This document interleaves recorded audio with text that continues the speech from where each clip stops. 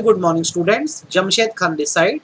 By profession, I am a company secretary और मुझे law की क्लासेस लेने का 10 साल का एक्सपीरियंस है। आज मैं आपका जो सब्जेक्ट स्टार्ट कर रहा हूँ वो CS एग्जीक्यूटिव प्रोग्राम मॉड्यूल 2 का पेपर नंबर 6 है, जिसका नाम है securities law and capital market. ये पेपर आपका 100 मार्क्स का है, मेरी बातों को बहुत ध्यान से सुनना। एंड 2 पार्ट्स में डिवाइडेड है। आपका जो इसमें पहला पार्ट है, पार्ट ए, ये सिक्योरिटीज लॉ है, और जो पार्ट बी है वो कैपिटल मार्केट है। पार्ट ए आपका कंस्टिट्यूट करता है 70 मार्क्स और पार्ट बी जो आपका है वो 30 मार्क्स का है। ठीक है, हम जब अपना स्टडी पैटर्न रखेंगे तो हम इस हिसाब से पढ़ेंगे कि आपको एकदम क्लैरिटी आ जाए इस सब्जेक्ट की, भाई साहब करना क्या है। तो देखिए, जैसे आप हमारे स्टडी मटेरियल में देखो, ऑब्जेक्टिव देखेंगे तो साफ साफ लिखा है पार्ट 1 आपको एक्सपर्टाइज नॉलेज देने के लिए कि भाई हमारे देश के सिक्योरिटीज लॉ क्या है। चलिए, बहुत अच्छी बात है। और जो पार्ट 2 है आपका, वो आपको बेसिक अंडरस्टैंडिंग देगा, आपको बताता है कि हमारे देश में कैपिटल मार्केट वर्क कैसे करता है। तो आप खुद सोचिए, जब तक आपकी बेसिक अंडरस्टैंडिंग क्लियर नहीं होगी, आप कैसे एक्सपर्टाइज नॉलेज लोगे। तो हमारा पैटर्न यही होगा, first we will complete our part 2 means part B, जो 30 मार्क्स का है, जिससे आपका एक बेस बन जाए। और जब आपका ये कंप्लीट हो जाएगा तो फिर मैं आपको एक्सपर्टाइज नॉलेज दूंगा, अलग अलग लॉज एंड रेगुलेशन के बारे में बताऊंगा, जो आपका 70 मार्क्स कवर करेगा। ठीक है, जब आप पार्ट ए पढ़ेंगे सिक्योरिटीज लॉ का, तो इसमें इन टोटल आपको 14 चैप्टर्स पढ़ने होंगे, 10 और ये 4। सब्जेक्ट बहुत इजी है, प्रोवाइडेड आप पूरे कंसंट्रेशन से मैं जो पढ़ा रहा हूं उस पर ध्यान देंगे। पार्ट बी जो है आपका, जो 30 मार्क्स का है, जिससे हमें स्टार्ट करना है, वो बेसिकली 2 यूनिट्स में बटा हुआ है। एक यूनिट है बेसिक्स ऑफ कैपिटल मार्केट की, भाई हमारे देश का कैपिटल मार्केट कैसा है, और दूसरा मार्केट में इंटरमीडियरीज कौन है। बेटा, इंटरमीडियरीज बताऊं तो मिडिल मैन होते हैं, जैसे नॉर्मल मार्केट में होलसेलर रिटेलर्स होते हैं ना, जस्ट लाइक दैट। तो हमारे कैपिटल मार्केट में बहुत सारे इंटरमीडियरीज होते हैं। जब ये कंप्लीट हो जाएगा तो हम बहुत सारे केस लॉस, केस स्टडी और अलग अलग प्रैक्टिकल एस्पेक्ट देखेंगे। ठीक है, ये पेपर आपसे क्या डिमांड करता है, अगर मैं आपको बताऊं तो आपसे ये डिमांड करता है कंसेप्चुअल क्लैरिटी। एक्चुअल में अगर मैं ग्रुप 2 में बोलूं तो सबसे इजीएस्ट पेपर यही है, but the problem is that लोग इसे रटने की या क्रैम अप करने की कोशिश करते हैं, और जहां पे जाके अपना पेपर बिगाड़ देते हैं। तो जब आप ये सब्जेक्ट पढ़ रहे हैं और मुझसे पढ़ रहे हैं, तो आपकी कंसेप्चुअल क्लैरिटी होनी चाहिए। हमारा स्टडी पैटर्न कुछ इस तरह से होने वाला है कि हम लोग ICSI का स्टडी मटेरियल पूरा कवर करेंगे, क्योंकि ये समय समय पर अपडेट होता है। स्टडी मटेरियल के साथ मेरे खुद के नोट्स हैं, आप उन नोट्स से पढ़ोगे। ठीक है, ABS foundation. And third thing, जब भी कोई चैप्टर कंप्लीट होगा तो हम इसके क्वेश्चन एंड आंसर प्रैक्टिस करेंगे, कुछ न्यूमेरिकल्स भी है ना, मैं इसलिए बोल रहा हूं, और टेस्ट देंगे। तो इस पैटर्न में हमारी स्टडी होने वाली है। चलिए, अब बिना देरी करे हम स्टार्ट करते हैं पार्ट बी से। और स्टार्ट करने से पहले अभी कुछ क्लासेस, जो शुरुआती क्लासेस है, मैं आपकी बेसिक्स की रखूंगा, जिसमें मैं आपको कैपिटल मार्केट या शेयर मार्केट का बेसिक्स बताऊंगा। तो जो आज हमारी क्लास है वो बेसिक्स की है। पहले आप बेसिक्स ले लो, आप एक ओरिएंटेशन कर लो, समझ लो कि भाई आप सब्जेक्ट क्या पढ़ रहे हो। जब तक आपको ये नहीं पता होगा, आप आगे पढ़ोगे कैसे, समझोगे कैसे। तो चलिए, सबसे छोटी बात आपको बताता हूँ। हमारा जो देश है ना, अगर मैं उसे एक इकोनॉमी बोलूं, तो इकोनॉमी के कुछ पिलर्स होते हैं। इकोनॉमिक्स में आपको लेकर जा रहा हूं मैं। जैसे हम लोग जो होते हैं, हम लोग को हाउस होल्ड बोला जाता है। हमारे पास अलग अलग तरह की रिसोर्स होती है। दूसरे साइड में होती है फर्म्स। फर्म्स मतलब वो होते हैं जो गुड्स एंड सर्विस बनाते हैं। चलिए लिख लेते हैं, हम कौन है, जिनके पास रिसोर्सेस है। अब मैं बोलूं हमारे पास सबसे बड़ी रिसोर्स क्या है, तो पैसा, ठीक है। फर्म कौन है, जो गुड्स एंड सर्विस बनाती है। जितने ज्यादा किसी भी कंट्री में गुड्स एंड सर्विस प्रोड्यूस होते हैं, उतना ही ज्यादा वो कंट्री ग्रो होती है।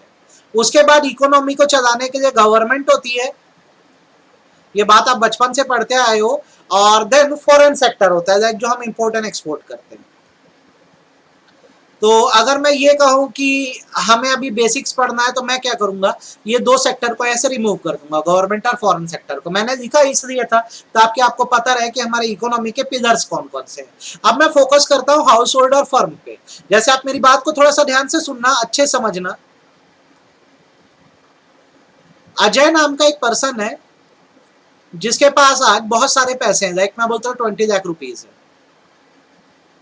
ठीक है। अब अगर इसके पास इतने पैसे हैं तो इसको इस पैसे का क्या करना चाहिए, तो इसके पास बहुत सारे ऑप्शंस हैं। ये इस पैसे से शॉपिंग कर सकता है, सीधी सी बात है भाई, पैसे से खरीदेगा, खर्चा करेगा, कार खरीद लेगा। चलो यार लिख देते कार खरीद लेगा, ठीक है। अच्छा मैं बोलता हूँ इस पैसे को और वो क्या कर सकता है, तो शॉपिंग के अलावा इन पैसों को वो किसी एसेट को परचेज करने में लगा सकता है। जैसे सोना खरीद सकता है, गोल्ड खरीद सकता है, लैंड खरीद सकता है, ठीक है। और इस पैसे से वो क्या कर सकता है, इस पैसे को बैंक में जाके डिपॉजिट कर सकता है। और क्या कर सकता है, तो ये कर सकता है, चाहे तो पैसे को मल्टीप्लाई कर सकता है, इसके जैसे इन्वेस्ट करना होगा। अब मैं बोलूंगा इन चारों में से बेस्ट चॉइसेस क्या है और सबसे खराब चॉइस क्या है। तो अगर मेरे पास 20 लाख रुपए हो और मैं उससे कार खरीद रहा हूं, तो ये मेरी सबसे बैड चॉइस होगी। आप खुद सोचो और इस बात को समझो, कंपैरिजन लेते हैं। आपने 20 लाख की एक कार खरीदी, आप 20 लाख की एक कार खरीदते हो भाई, शोरूम से निकलते हो डेप्रिशिएट हो जाती है, इसकी वैल्यू तो एक आध साल में कितनी हो जाएगी, 14 लाख या 12 लाख हो जाएगी, ठीक है। 14 लाख या 15 लाख हो जाएगी, चलो वैल्यू घट जाएगी। लेकिन अगर इसी 20 लाख का तुम सोना खरीद लेते, गोल्ड खरीद लेते, तो आप गोल्ड देख रहे हो क्या उछाल मारता है, तो शायद आपका 1-1.5 साल में ये 20 लाख जो है 25 लाख या 26 लाख बन जाता। आपको मैं क्या कहना चाह रहा हूं कि पैसा एक ऐसी चीज है जो लिक्विड होता है, पानी की तरह बहता है। तो आप जब पैसे को यूज करते हो तो कीप योर माइंड राइट, अपने दिमाग को सही जगह पर रखो, क्योंकि अगर एक गलत फैसला आपने लिया तो आपका पैसा डूब जाएगा। अब बार बार मैं बोल रहा हूं, कीप योर माइंड राइट, दिमाग को सही जगह पर रखो। तो आप हो कौन, आप ये तो समझ लो, आप हो हाउस होल्ड। आप एक ऐसे पर्सन हो जिसके पास मनी है, जिसके पास फंड है। गलत जगह मत लगाओ पैसा, ऐसी जगह लगाओ पैसा जिससे पैसा ग्रो करे। आज आप एक कार खरीद रहे हो, पैसा ग्रो करेगा तो 10 कार खरीद पाओगे। पैसे वाले ऐसे ही नहीं बनते हैं। तो ये है कि अगर हमारे पास पैसा है, मतलब हम हाउस होल्ड है, तो हमें पैसे को अपने पास रखना नहीं है।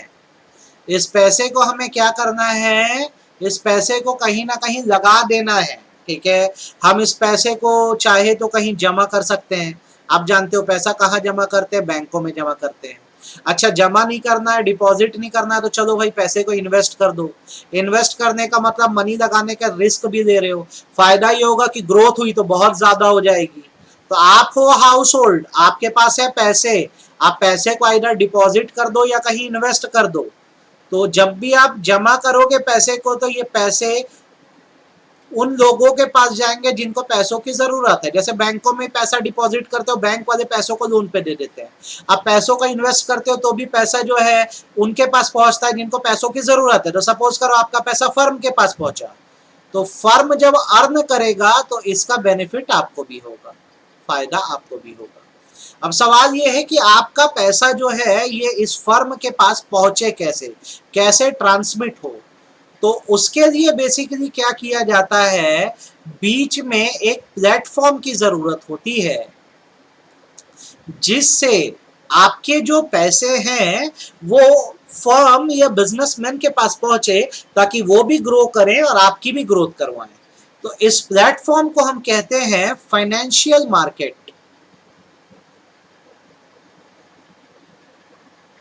अब आपसे कोई क्वेश्चन पूछ दे कि भाई फाइनेंशियल मार्केट क्या है, तो आप बोलोगे अ प्लेटफॉर्म which चैनलाइजेस, चैनलाइजेस का मतलब क्या? ट्रांसफर्स फंड्स फ्रॉम किससे? House hold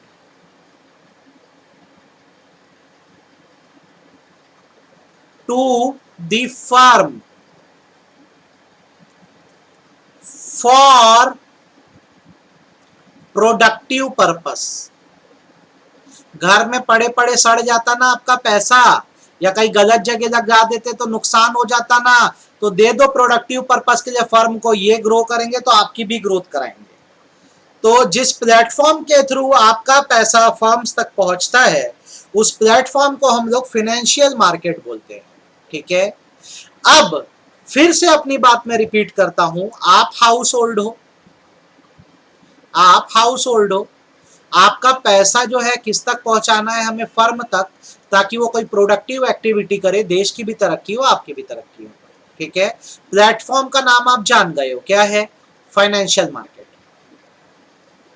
financial market. ठीक है, ये प्लेटफॉर्म है जिसके थ्रू आपका जो फंड है, जो पैसा है, वो किस तक पहुंच रहा है? फर्म तक। तो इसमें यह माना जाता है कि यदि आपने पैसे को डायरेक्टली डिपॉजिट किया, ठीक है, तो मतलब आपने अपने मनी को जमा किया है। ठीक है, तो आपको पता है आप कहाँ जमा करते हो? बैंक्स में मेनली जमा करते हो। और अगर बैंक में नहीं कर रहे हो तो कुछ अनऑर्गेनाइज लोग भी होते हैं, जैसे ज्वेलर वेलर के पास भी लोग पैसा रखवा देते हैं, तो हम इसे टर्म देते हैं मनी मार्केट। हम इसे टर्म देते हैं मनी मार्केट, जहां एक पर्सन ने अपने पैसे को रखवा दिया एक इंस्टीट्यूशन के पास, और ये इंस्टीट्यूशन पैसे को आगे किसके पास भेजा? फर्म के पास भेजा। यदि आप अपने पैसे को बोलोगे इन्वेस्ट करोगे, इन्वेस्ट करने का मतलब ये होता है कि आप बिजनेस का पार्ट बनना चाहते हो, आप कैपिटल लगा रहे हो, हमेशा इन्वेस्ट कैपिटल होता है, तो बेसिकली आपके लिए ये प्लेटफॉर्म बन जाएगा कैपिटल मार्केट। तो अब इस बात को दिमाग में बिठाओ, हाउस होल्ड से फर्म को पैसा जिस प्लेटफॉर्म से जाता है वो फाइनेंशियल मार्केट है। फाइनेंशियल मार्केट के दो रूप हैं, यदि आपने पैसा डिपॉजिट किया तो ये आपके लिए मनी मार्केट कहलाएगा, आपने पैसा इन्वेस्ट किया तो आपके लिए कैपिटल मार्केट कहलाएगा। तो इस प्रकार से मैं क्या बोलना चाह रहा हूं, आपको ये बात एकदम अच्छे समझ आनी चाहिए कि financial market is divided into two categories. Number one is money market, money market, and number two is capital market. Market वही है, पैसों का लेन देन हो रहा है भाई। फाइनेंशियल मतलब क्या होता है? पैसा, पैसों के लेन देन वाला मार्केट फाइनेंशियल मार्केट है। अब इसकी दो कैटेगरी है, एक है मनी मार्केट और दूसरा है कैपिटल मार्केट। जैसे कि इसके कई एग्जांपल्स देते हैं, आपके पास पैसा है, आपने क्या किया? इसे एक पॉलिसी खरीद ली, तो आपने पॉलिसी खरीदी तो किसकी खरीदोगे? कि इंश्योरेंस कंपनी की, LIC की। तो आपने पॉलिसी खरीदने के एवज में क्या दिया? पैसा दिया। अब इसमें आपको क्या हो रहा है? फायदा, आप रिस्क से प्रोटेक्टेड हो, रिस्क प्रोटेक्शन है आपके पास। ठीक है, तो यहाँ पे एक बॉडी कौन सी हो गई? LIC, जो मनी मार्केट में है। अच्छा, अपने पैसे को और आप कहाँ जमा करते हो? जैसे आपने बैंक में डिपॉजिट किया पैसा, तो जैसे बैंक में आपने पैसा डिपॉजिट किया, तो मेनली हम ये मानते हैं कि दो चीजें होती है, एक तो पैसा सेफ है, प्लस इसमें आपको कुछ बेनिफिट भी होगा, आपको इंटरेस्ट भी मिलेगा।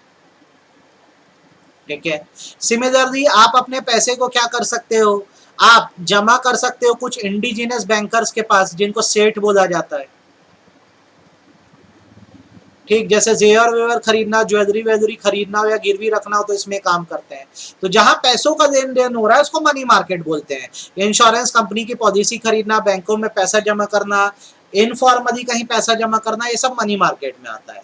आम टेंडेंसी ये है कि हमारे देश का मनी मार्केट मेनली बैंकों से कंस्टिट्यूट होता है, क्योंकि हमारे देश की 80% ऑफ पॉपुलेशन अपना पैसा कहाँ जमा कर रही है? बैंक में। और नोटबंदी के बाद तो 100% पॉपुलेशन का पैसा कहाँ जमा हो गया? जाके बैंक में जमा हो गया। तो हमारे देश का जो मनी मार्केट है वो बैंकों से चल रहा है। मतलब क्या सिस्टम है? एक साइड में हाउस होल्ड है जिसके पास पैसे हैं, ये अपने पैसे को ले जा रहा है, बैंक में जमा कर रहा है, डिपॉजिट कर रहा है, डिपॉजिट कर रहा है। बैंक क्या कर रहा है? इस पैसे को लोन पे दे दे रहा है, लेंड कर दे रहा है, तो ये पैसे फर्म के पास पहुंच जा रहे हैं। तो हम ये बोलते हैं कि हमारे देश का मनी मार्केट का जो सबसे बड़ा इंस्टीट्यूशन है वो बैंक है। और क्योंकि बैंक सबसे बड़ा इंस्टीट्यूशन है, इसलिए हमारे देश के मनी मार्केट का रेगुलेटर जो है वो है रिजर्व बैंक ऑफ इंडिया। हमारे देश में जो मनी मार्केट चल रहा है उसको रेगुलेट करने का काम रिजर्व बैंक ऑफ इंडिया करता है। आई होप आपको मेरी बात समझ आई होगी। भाई देखो, है तो पैसों का ही लेन देन, पैसों के लेन देन के प्लेटफॉर्म को फाइनेंशियल मार्केट बोलते हैं। जहां डायरेक्ट पैसों का लेन देन हो रहा है वो मनी मार्केट है। यहाँ सबसे बड़ा इंस्टीट्यूशन आप ध्यान रखेंगे क्या है, बैंक है। और बैंकों का रेगुलेटर कौन है, रिजर्व बैंक ऑफ इंडिया। तो मनी मार्केट का भी रेगुलेटर कौन हुआ, रिजर्व बैंक ऑफ इंडिया हुआ। आई होप मेरी बात आपको समझ आई होगी। अब दूसरे साइड में क्या है, दूसरे साइड में मैं बोलता हूँ कैपिटल मार्केट है। तो भाई कैपिटल मार्केट में कर क्या रहे हो आप, तो कैपिटल मार्केट में आप कैपिटल इन्वेस्ट कर रहे हो। इन्वेस्ट करने का मतलब क्या है, आपने अपना पैसा किसी कंपनी में कंट्रीब्यूट कर दिया। अब जमा थोड़ी करे डायरेक्ट, आपने कंपनी के शेयर्स खरीदे। तो अब इसमें यह है कि जब कंपनी को प्रॉफिट होगा तो उसको एक पार्ट आपको मिलेगा जिसे डिविडेंड कहते हैं, और जब लॉस होगा तो आपको भी कंपनी के साथ लॉस बियर करना पड़ेगा। तो कैपिटल लगाने का मतलब यही होता है भाई कि अगर आप जहां पैसा लगाए, जगह ग्रो करी, प्लेस ग्रो करी तो आप भी ग्रो करोगे, और प्लेस नहीं ग्रो करी तो आप नुकसान में जाओगे। हाउएवर आपके पास ऑप्शन होता है कि जब आप इस शेयर को खरीदते हो तो आप फ्रीली ट्रांसफर कर सकते हो, और कंपनी का ये फायदा होता है कि उनको बहुत सारे लोगों से पैसे मिल जाते हैं। तो अब ये बात समझो, यहाँ पर क्या सिस्टम चल रहा है, तो यहाँ पर ये सिस्टम चल रहा है कि हाउस होल्ड, मतलब हम लोग जो है अब पैसा जमा नहीं कर रहे हैं, हम पैसा एक प्लेटफॉर्म के थ्रू कंपनी तक पहुंचा रहे हैं। यहाँ पे क्या वर्ड लिखा है, देखो फर्म लिखा है। यहाँ पर हमारा पैसा डायरेक्टली किसके पास जा रहा है, कंपनी फॉर्म ऑफ बिजनेस के पास जा रहा है। यहाँ पे हमारा पैसा बैंक के थ्रू जा रहा था, और यहाँ पे जिस प्लेटफॉर्म के थ्रू जाएगा उस प्लेटफॉर्म को स्टॉक एक्सचेंज कहते हैं। तो हम लोग स्टॉक एक्सचेंज में पैसा इन्वेस्ट करते हैं और स्टॉक एक्सचेंज इस पैसे को कंपनी तक पहुंचा देता है। इस बीच इनका बनता है कमीशन। तो इससे आपको ये समझ आना चाहिए कि देश में मनी मार्केट को चलाने वाला जो सबसे बड़ा इंस्टीट्यूशन है वो बैंक है, और हमारे देश के कैपिटल मार्केट को चलाने वाला जो इंस्टीट्यूशन है उसका नाम स्टॉक एक्सचेंज है। अब आप मुझसे पूछोगे सर स्टॉक क्या है और एक्सचेंज क्या है, तो मैं आगे आपको थोड़ी देर में बताने वाला हूँ। तो हमारे देश में अगर आपको कैपिटल इन्वेस्ट करना है तो एक प्रॉपर इंस्टीट्यूशन है, प्रॉपर प्लेटफॉर्म है, उसका नाम स्टॉक एक्सचेंज है। वहां जाओ, वहां से इन्वेस्ट करो भाई आप। और आपको पैसे जमा करने हैं तो आप बैंक में जाके जमा करो। मनी मार्केट का आपका रेगुलेटर कौन था, आरबीआई था, रिजर्व बैंक ऑफ इंडिया। और जब आप कैपिटल मार्केट की बात करेंगे तो यहाँ पर जो आपका रेगुलेटर है उस रेगुलेटर का नाम है securities and exchange board of India. Securities and exchange board of India, cut short अगर मैं बात करूं तो इसको शॉर्ट में बोलते हैं SEBI, सेबी। ठीक है, तो अब देखिए और सीखिए दोनों के बीच डिफरेंसेस क्या क्या आ रहे हैं। अगर आपको कल को मान लो एग्जाम में पूछ दिया, आपको बोला कि भाई आप क्या करो, एक काम करो, बताओ आप क्या बताओ, डिफरेंस बताओ, किसके किसके बीच डिफरेंस बताने अब आपको बोल रहा है। तो आपको डिफरेंस बताने ये बोल रहा है, एक साइड में मनी मार्केट, ठीक है, और दूसरे साइड में आपको बोल रहा है कैपिटल मार्केट। कैपिटल मार्केट अब आपको बोल रहा है दोनों के बीच डिस्टिंग्विश करो, तो हम बोलेंगे डिस्टिंक्शन तो हमारे लिए सबसे आसान है। सबसे पहले हम डिस्टिंग्विश लिख देंगे रेगुलेटर। तो भाई यहाँ को कौन रेगुलेट करता है, तो यहाँ पे रिजर्व बैंक ऑफ इंडिया है। रिजर्व बैंक ऑफ इंडिया है जो मनी मार्केट को रेगुलेट करता है। और अगर यहाँ बोलेंगे रेगुलेटर कौन है, तो यहाँ हम बोलेंगे सेबी है, securities and exchange board of India. Securities and exchange board of India. तो ये हमारा फर्स्ट डिस्टिंग्विश हो गया। दूसरा डिस्टिंग्विश हम जो बनाएंगे वो बनाएंगे इंस्टीट्यूशन। किस इंस्टीट्यूशन से मनी मार्केट चलता है, तो हमारा आंसर होगा सर बैंक्स होते हैं, इंश्योरेंस कंपनीज होती हैं, ये सब मनी मार्केट के पार्ट हैं। और आपसे अगर पूछेगा कि भाई चलो यही बात कैपिटल मार्केट में बता दो, तो आप बोलोगे सर यहाँ पे जो इंस्टीट्यूशंस हैं वो स्टॉक एक्सचेंज कहलाते हैं। स्टॉक एक्सचेंज कहलाते हैं। फिर आपको चलो एक मैं एक्स्ट्रा पॉइंट बताता हूं, अगर आपको कल को पूछ दिया टाइप्स, ठीक है, तो यहां पर आप बोलेंगे organise money market, organised money market, organise money market मतलब हमारे देश के बैंक है, और दूसरे हैं अनऑर्गेनाइज मनी मार्केट, जो ज्वेलर्स होते हैं या प्राइवेट मनी लेंडर्स होते हैं उनको अनऑर्गेनाइज मनी मार्केट बोलते हैं, ठीक है। अब आप इधर पूछोगे टाइप्स, तो मैं बोलूंगा इधर दो टाइप्स हैं, एक है प्राइमरी मार्केट, इस पर आएंगे बहुत अच्छे समझाऊंगा मैं, समझना, प्राइमरी मार्केट, और दूसरा जो है उसे हम बोलते हैं सेकेंडरी मार्केट। तो देखो सो इजी, कितने आराम से डिफरेंस बिटवीन बन गए। तो एक बार क्विक रिव्यू करते हैं अभी तक हमने क्या क्या पढ़ दिया है क्लास में। हमने बेसिक से शुरू किया है, मैंने आपको बताया इकोनॉमी में दो मेन पिलर्स होते हैं, हाउस होल्ड और फर्म। हमारे पास जो पैसे हैं वो हाउस होल्ड है हम लोग, और फर्म वो है जो गुड्स एंड सर्विस बनाती है। तो देश तभी ग्रो करेगा जब गुड्स एंड सर्विस जनरेट होगी, ठीक है। तो अगर हमारे पास पैसे हैं तो हमें पैसे को वेस्ट ना करके सही जगह पर डिपॉजिट या इन्वेस्ट कर देना चाहिए। सही जगह फर्म्स होती हैं जो गुड्स एंड सर्विस बनाती हैं, ये भी ग्रो करती है और आपका भी फायदा करती है। तो जिस प्लेटफॉर्म से सारा काम होता है उसे फाइनेंशियल मार्केट बोलते हैं। फाइनेंशियल मार्केट के दो हिस्से हैं, अगर आपने डायरेक्टली पैसों का लेन देन किया तो मनी मार्केट है, और यदि आपने पैसे इन्वेस्ट किए तो कैपिटल मार्केट है। मनी मार्केट में मेन इंस्टीट्यूशन बैंक है, कैपिटल मार्केट में मेन इंस्टीट्यूशन स्टॉक एक्सचेंज है। आई होप आपको समझ आया होगा। मनी मार्केट का regulator reserve bank of India है, और कैपिटल मार्केट का रेगुलेटर सेबी है, securities and exchange board of India. Difference between एकदम ऑन द टिप आपको हो जाने चाहिए, रेगुलेटर मनी मार्केट का आरबीआई, कैपिटल मार्केट का सेबी। इंस्टीट्यूशंस कौन से जो मनी मार्केट को चला रहे, बैंक्स है, इंश्योरेंस कंपनीज है, और जो कैपिटल मार्केट को इंस्टीट्यूशन चला रहा है वो क्या, स्टॉक एक्सचेंज है। यहाँ पे टाइप्स याद रखेंगे, मनी मार्केट के टाइप्स हैं क्या, ऑर्गेनाइज मनी मार्केट और अनऑर्गेनाइज मनी मार्केट। और जब आप बात करेंगे किसकी, कैपिटल मार्केट की, तो इसका टाइप है प्राइमरी मार्केट और सेकेंडरी मार्केट। ये आज आपका पहला बेसिक लेक्चर था, आई होप आपको पसंद आएगा। कल हम लोग इसके आगे कंटिन्यू करेंगे, लेकिन मैं चाहूंगा कि आप इस लेक्चर को बहुत अच्छे से कम देख लो। Thank you so much, God bless you all, कल फिर मिलते हैं।